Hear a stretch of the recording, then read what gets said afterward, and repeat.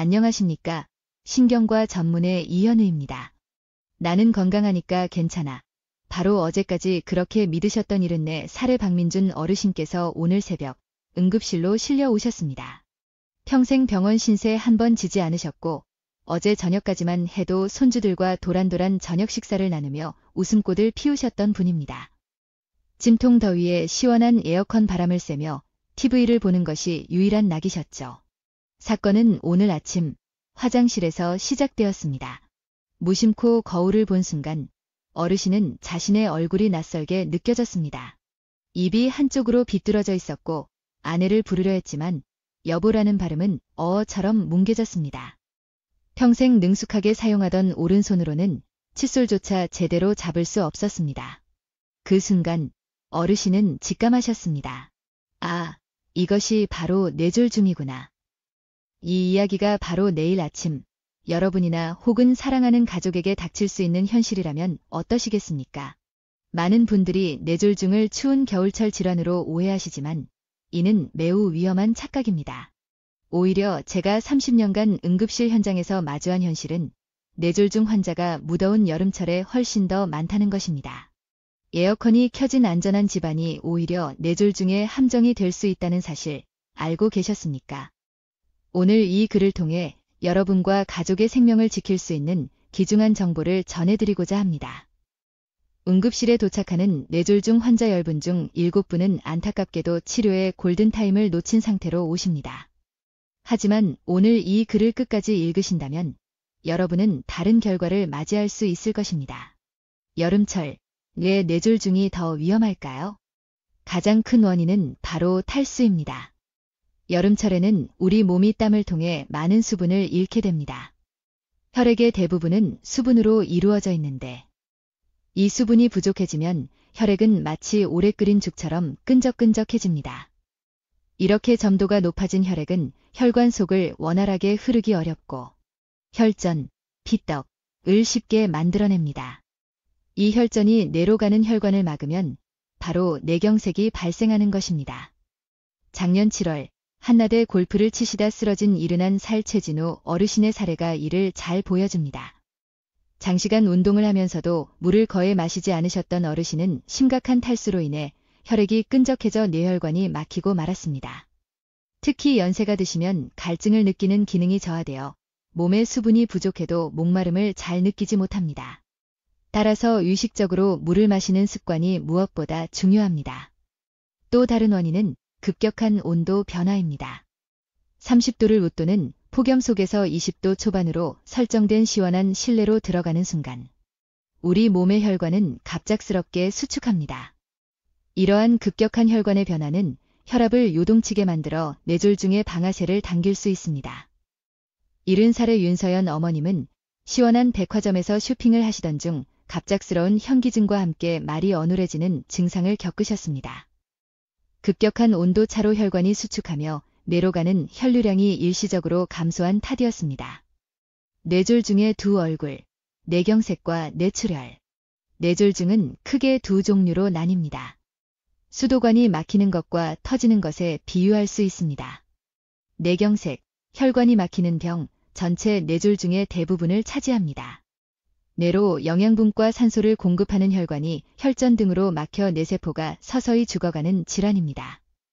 증상은 비교적 서서히 나타나는 편이며 한쪽 팔다리에 힘이 빠지거나 감각이 둔해지고 말이 어눌해지거나 상대방의 말을 잘 이해하지 못하며 한쪽 눈이 잘 보이지 않거나 물체가 두 개로 겹쳐 보이는 증상이 특징입니다. 뇌출혈, 혈관이 터지는 병. 뇌혈관이 터지면서 흘러나온 피가 뇌 조직을 직접 손상시키고 뇌압을 상승시켜 훨씬 위중한 경우가 많습니다. 환자분들은 흔히 살면서 한 번도 겪어보지 못한 망치로 머리를 얻어맞는 듯한 극심한 두통을 호소하며 의식저하와 구토를 동반하는 경우가 많습니다. 60대 후반의 김지혜 어머님은 갑작스러운 두통과 구토 증상으로 응급실을 찾으셨는데 다행히 며느리께서 단순한 체기가 아님을 직감하고 신속히 병원으로 모셔와 뇌출혈 수술을 받고 무사히 회복하실 수 있었습니다. 이 두 질환은 원인이 다른 만큼 치료법도 정반대입니다. 뇌경색은 막힌 혈관을 뚫는 혈전용해제를, 뇌출혈은 터진 혈관을 막는 지혈 관련 처치나 수술을 시행합니다. 따라서 증상이 나타나면 자가 진단은 절대 금물이며 즉시 119에 신고하여 응급실에서 정확한 진단을 받는 것이 무엇보다 중요합니다. 생명을 구하는 3시간의 기적, 골든타임. 선생님, 조금만 더 빨리 왔더라면. 뇌졸중 환자의 보호자분들께 가장 많이 듣는, 그리고 의사로서 가장 가슴 아픈 질문입니다. 뇌졸중 치료에서 시간은 생명과 직결됩니다. 증상 발생 후 3시간, 이 골든타임 안에 병원에 도착하여 적절한 치료를 받으면 후유증 없이 완전히 회복할 가능성이 매우 높습니다. 뇌세포는 산소 공급이 중단되면 수분 내에 손상되기 시작하지만 3시간 이내에는 완전히 죽지 않고 기절한 상태로 버팁니다. 이 기절한 뇌세포를 다시 살려내는 것이 바로 골든타임 치료의 핵심입니다. 가족과 이웃의 생명을 구하기 위해 전 세계적으로 사용하는 패스트 확인법을 꼭 기억해 주십시오. 냉장고에 붙여두셔도 좋습니다. F. 페이스. 얼굴 거울을 보거나 상대방에게 이 하고 웃어보라고 하십시오. 한쪽 입꼬리가 처지거나 얼굴 모양이 비대칭인지 확인합니다. A. 아엄즈. 팔 양팔을 눈을 감고 앞으로 10초간 들어 올리게 하십시오. 한쪽 팔이 스르르 내려오는지 확인합니다. S. 스피치. 언어 대한민국은 민주공화국이다. 와 같은 간단한 문장을 따라 해보라고 하십시오. 발음이 어눌하거나 정확한 단어를 말하기 어려워하는지 확인합니다. T. 타임. 시간 위 3가지 중 단 하나라도 이상이 있다면 지체 없이 즉시 119에 전화하십시오. 증상이 언제 시작되었는지 시간을 정확히 기억해두는 것이 치료 방향 결정에 매우 중요합니다. 예방이 최선의 치료입니다. 오늘부터 바꾸는 생활 습관. 평생 술, 담배도 하지 않고 건강하게 살아오셨던 67의 오세훈 아버님은 뇌졸중 진단을 받고 망연자실하셨습니다. 생활 습관을 면밀히 살펴보니 원인은 뜻밖의 곳에 있었습니다. 바로 20년간 매일 아침 드셨던 라면이었습니다. 라면 한 봉지에 들어있는 나트륨은 고혈압을 유발하고 뇌졸중 위험을 서너 배나 높이는 주범입니다. 뇌졸중은 예방이 가능한 질병입니다. 제가 오랜 연구와 임상 경험을 통해 확인한 뇌졸중 예방 가이드의 핵심을 공개합니다. 소금과의 작별, 국이나 찌개는 국물보다 건더기 위주로 드시고 라면 수프는 절반만 넣어보십시오.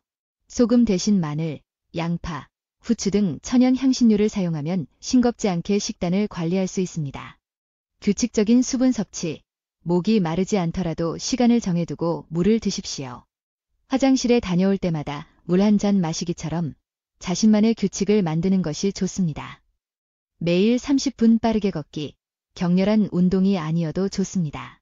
하루 30분, 숨이 약간 찰 정도의 속도로 걷는 것만으로도 뇌졸중 위험을 절반 가까이 줄일 수 있습니다. 금연과 절주, 금연은 시작하는 즉시 효과가 나타납니다. 5년만 지나면 뇌졸중 발병 위험이 비흡연자 수준으로 감소합니다. 적정 실내 온도 유지, 여름철 실내 온도는 바깥보다 57도 정도만 낮게 2628도 유지하여 급격한 온도 변화를 피해야 합니다. 혈압약 임의 중단 금지, 여름에 혈압이 다소 낮아진다고 해서 임의로 약을 끊으면 혈압이 갑자기 치솟는 반동 현상으로 더 위험해질 수 있습니다. 반드시 주치의와 상의하십시오. 제주의 75살 김태성 어르신은 5년 전만 해도 고혈압, 당뇨, 고지혈증을 모두 가진 뇌졸중 고위험군이셨습니다. 하지만 위에 말씀드린 생활습관 개선을 꾸준히 실천하신 결과 지금은 모든 수치가 정상이 되어 손주들과 등산을 다닐 만큼 건강을 되찾으셨습니다. 뇌졸중은 더 이상 남의 이야기가 아닙니다. 하지만 두려워할 필요는 없습니다. 올바르게 알고 신속하게 대처하며 꾸준히 예방한다면 충분히 이겨낼 수 있는 질병입니다. 오늘 제가 드린 정보가 여러분과 사랑하는 가족이 손주의 결혼식, 증손자의 첫돌까지 건강하게 함께하는 데 보탬이 되기를 진심으로 바랍니다. 이 소중한 건강 정보가 더 널리 알려질 수 있도록 주변의 부모님과 어르신들께 꼭 공유해 주십시오. 여러분의 작은 관심이 한 생명을 구할 수 있습니다.